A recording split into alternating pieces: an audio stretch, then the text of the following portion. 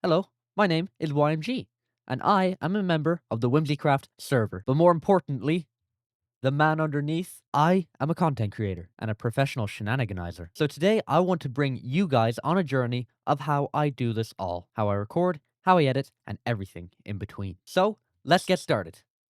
Okay, this is a bad idea. This is a bad idea. So we're going to do this step by step. I'm going to go through it all, starting with the recording process.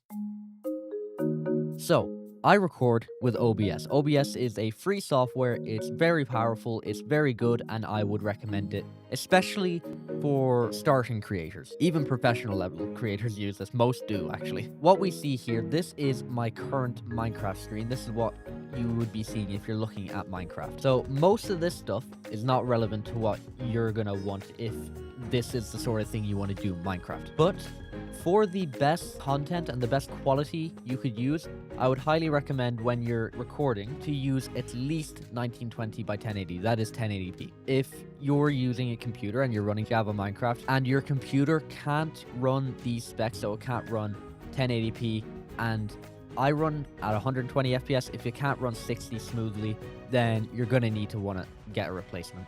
If you want good quality, you need at least 60 FPS and at least 1080p. You can go below that, but if we're talking about best quality, you want the best quality, this is what you're going to want.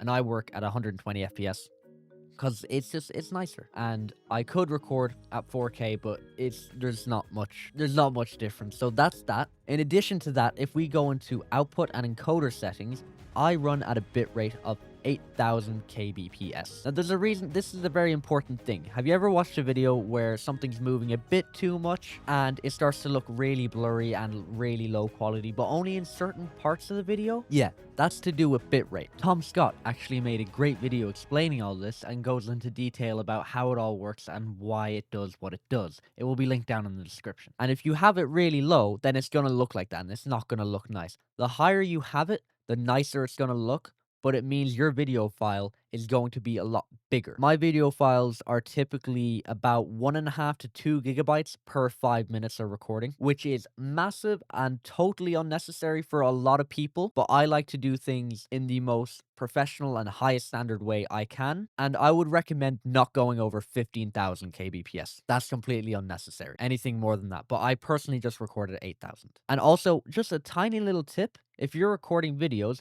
I would recommend changing the recording format, from whatever you have it set to. Usually it's quicktime.mov or MPEG-4, MP4. I would recommend changing over to MKV, and there's a reason for this. It's pretty much the exact same as these two. There's almost no difference, except if your OBS crashes for whatever reason during your recording and it's MKV, your recording is going to be absolutely fine. It's just going to stop as if nothing happened. If you're using one of these other file extensions, then your entire video is going to corrupt. If it crashes and you're still recording, even if it's paused, your video is going to be corrupted. Now, there are ways of getting that video back, but they're not very reliable. They are dangerous to do because, viruses and all that. So it's just easiest to do MKV. That's the best way to do it. There's no other difference pretty much. The next thing you're going to see here, Mike Wazowski, that's my microphone. And you can see every time I talk, that's my voice. So what I do is I split my audio. So we have my microphone here, Minecraft gameplay, and voice capture. Now this is very difficult and not usually necessary, but I do it anyway. Voice capture and Minecraft, this applies to Discord VCs and the simple voice chat proximity mod. So there is a way, I'm not going to go into it because this isn't a tutorial. You can split the audio, the voices from simple voice chat and from Minecraft. You can take them away from each other and then have them on different audio files when you're editing. Same with my voice. Now, the next thing I'm going to walk you through is editing. Now, this is what I use for editing. This is Davinci Resolve. As you can see, this is my latest Whimsycraft video in the making. So you can see here, these are the 3 audio tracks that we have. Ignore this one, that's just music. So this is my voice here. This is Minecraft. And then this is the voice chat. The reason we split this is so you can adjust the audio volumes just in case you need to, in case one of them is too loud or too quiet. You can adjust the volume and make it so you can hear all 3 perfectly. And you can do this by just going into audio properties and selecting what tracks you want this on. You get 6 tracks. But you'll notice that each of these tracks go onto one as well as one of the other ones. And that's for a reason. It's a very simple reason. It means so if I open one of these video files, it means all these audio tracks are on the same one. They're all on the first one, so you can hear them all at once, just if you need to preview your video just there. Very simple, very nice trick. So next, we have Davinci. Now you'll see what I do here in Davinci. After I put my video in, I'm not going to go into tutorial of how to do everything. This is just how I do certain things. You can see, if I zoom out, there are a whole lot of cuts in the video. And that's because, in my opinion, one of the best ways to edit, one of the ways to keep people watching, is to do very fast cuts. That's just my personality. That's just how I prefer to edit. And it's how I like to watch videos. So you'll see, just as soon as I stop talking, it moves to the next bit. Out of this little town area, and most of the buildings are gonna be massive in comparison to this. They're gonna be very tall. This was just something small to start off with. It was a so you can see it starts and stops pretty much as soon as I start talking. And you can get video editors to do that automatically for you, but I think this is one of the better ways to do it manually because, well, in my opinion, it's more fun because I like to edit. Most people don't, and it also lets you have a bit more control over what you're editing. So here we have the export screen. I'm not going to go into detail about all of what this stuff is, but I will tell you how I export my videos. I export at 4K and I record at 1080p. I know it sounds stupid because you're not gaining any quality and it's going to be a much bigger video file, but there's a reason. It's because if you export at 4K, then you're going to get that little 4K like sticker next to your video in YouTube, and I just like that. I like having it there. Even if it's fake 4K, don't tell anyone that I do it. Don't tell anyone, okay? And then I export at 60 FPS. That's just because I don't use the paid version of DaVinci. I think it's unnecessary. You can use it. It's got a lot of pros, but I don't really need it. I record at 120 FPS just to make sure that I do get everything, and then I export at 60 because anything higher, not really necessary. And then again, we have here quality. And this is the kbps that we had in OBS earlier. Now, it's best to keep this to automatic and then put it at the best because you want the best quality. But if you do want to restrict it a bit so it's not getting a huge video file, or you want to control how big the video file is, you can restrict it. And I've restricted mine to 80,000 kbps, which I think was a typo. It's supposed to be 8,000 for me, but I usually just let it decide itself and it will automatically do it to the best and without it being unnecessarily huge. Also, by default, this is in H.264. I would recommend going to H.265.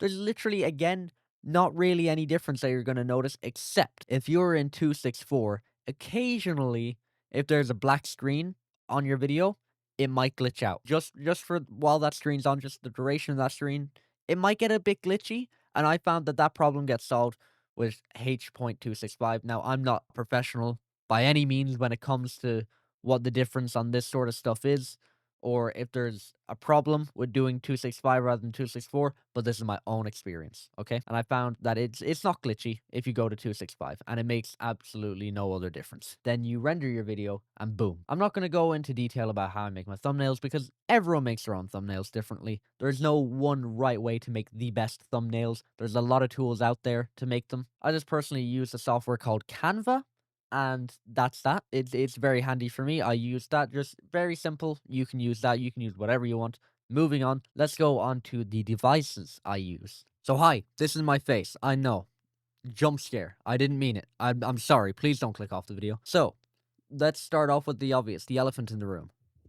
What's this thing? Why is there a big thing coming out my face? This is my microphone. Well, this is my microphone, but it doesn't really sound great without the muffler on it, because now you can hear my P's and my T's and it doesn't sound great. So with that, it sounds much better. So this is the Rode Procaster. This is a microphone that sent me back €200. It cost a lot, yeah. And this is the Rode Procaster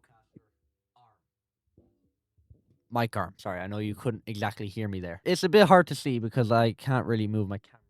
And this tends to unscrew itself just a bit, but that's just because of the way I have it set up. The mic arm itself cost like, I think it was 70, 80 euro, about that, but I would highly recommend this microphone. It's been great for me. You can already hear that it sounds amazing. It sounds exactly like my voice in real life because, well, this is my voice in real life, I would hope. So yeah, this is a great piece of equipment. So is the arm. I would highly recommend it because you want to get the best quality. This is one of the best microphones that you can get for this sort of thing. And I would tell you what I'm using for my camera, but the camera is not the greatest. Not the worst by any means, but I also just forget what camera it is. Pretty sure I have the box. Wait, let me show you what I got here. If we move down a bit, I have an entire drawer. Well, okay. That's Lego instructions. I don't know why that's there.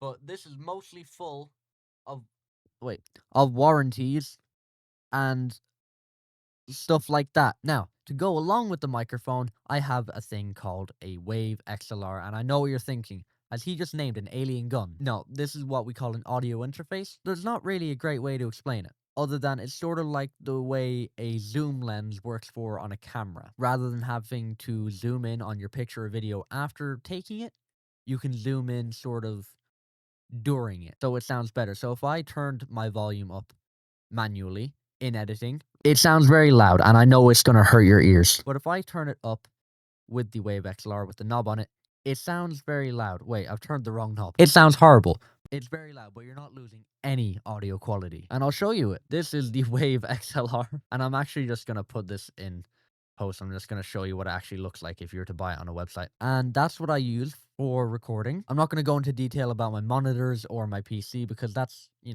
get your own stuff for that. Get your own stuff. Don't be mooching off me. And an extra bonus, not necessary, but these things cost €80 and they're very well worth it. I forget the brand. Is it One Audio? It is. One Audio. I don't know how to pronounce it. One Audio. €80. Very good headphones. I bought like 3 pairs of these. I have 2 of them over on a shelf over there for in case these ones ever break because I just love them. So in conclusion, I hope I helped just a little bit and maybe you can take some of my advice and up the quality of your videos, whether you're starting out or whether you're a full professional with millions of subscribers. Thank you so much for watching. I love you all to death and I will see you in the next video.